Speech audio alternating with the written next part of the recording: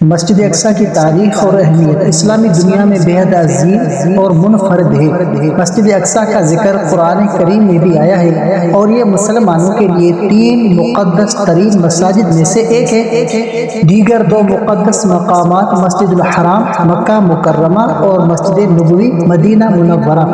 مسجد اقصیٰ کا تعارف۔ مسجد اقصیٰ فلسطین کے شہر یروشلم القدس میں واقع ہے۔ یہ مسجد مسلمانوں کے لیے دینی اور تاریخی اعتبار سے بہت وہ اہمیت رکھتی ہے۔ مسلمانوں کا عقیدہ ہے کہ نبی اکرم صلی اللہ علیہ وآلہ وسلم نے معراج کے موقع پر یہاں سے آسمانوں پر وہ سفر کیا تھا۔ قرآنی حوالہ قرآن مجید میں مسجد اقصیٰ کا ذکر پاک ہے وہ ذات جو اپنے بندے کو رات کے وقت مسجد حرام سے مسجد اقصیٰ تک لے گئی، جس کے ارد و گرد ہم نے برکتیں رکھی ہیں۔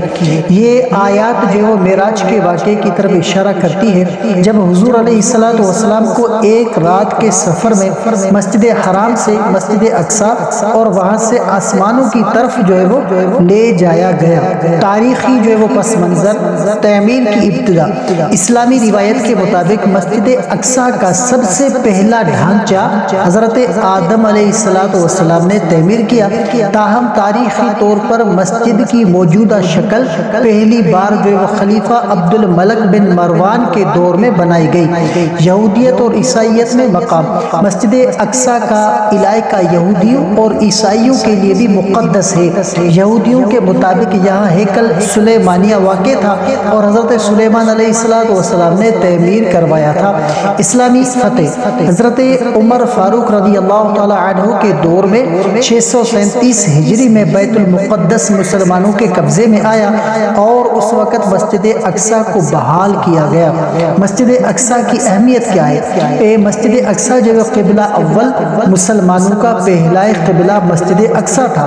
اسلام کے ابتدائی دنوں میں مسلمان اسی مسجد کے طرف رخ کر کے وہ نماز پڑھتے تھے، یہاں تک کہ بعد میں قبلہ کو کعبہ کی طرف موڑ دیا گیا۔ معراج یہ وہ مقام ہے جہاں سے حضور علیہ السلام جو معراج کے سفر پر روانہ ہوئے تھے اور یہ واقعہ اسلامی عقائد میں ایک اہم حیثیت رکھتا ہے۔ مسجد اقصیٰ کے موجودہ حالات۔ آج کل مسجد اقصیٰ اسرائیل کے زیر انتظام فلسطین میں واقع ہے اور اس پر سیاسی تنازعات جاری ہیں۔ فلسطینی عوام کے لیے یہ مسجد ان کی مزاحمت اور بقا کی علامت بن چکی ہے۔ مسلمانوں کے لیے یہ مقام انتہائی وہ اہمیت کا حامل ہے اور اسے آزاد کرانے کی دعائیں اور کاوشیں ہر دور میں جاری رہی۔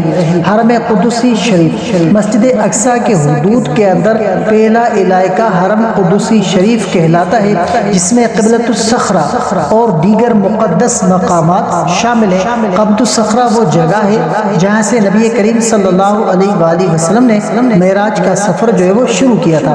مسجد اقصیٰ کی وہ تعمیر نو اور جدوجہد۔ تاریخ میں کئی بار مسجد اقصیٰ کو نقصان پہنچایا گیا اور دوبارہ اس کو تعمیر کیا گیا۔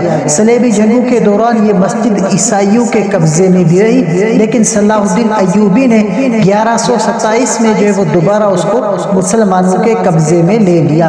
مسجد اقصیٰ کی کہانی اسلامی تاریخ کا ایک نہایت اور اہم وہ مقدس باب ہے اور اس کی حفاظت کے لیے مسلمانوں کی جدوجہد وہ آج بھی جاری ہے۔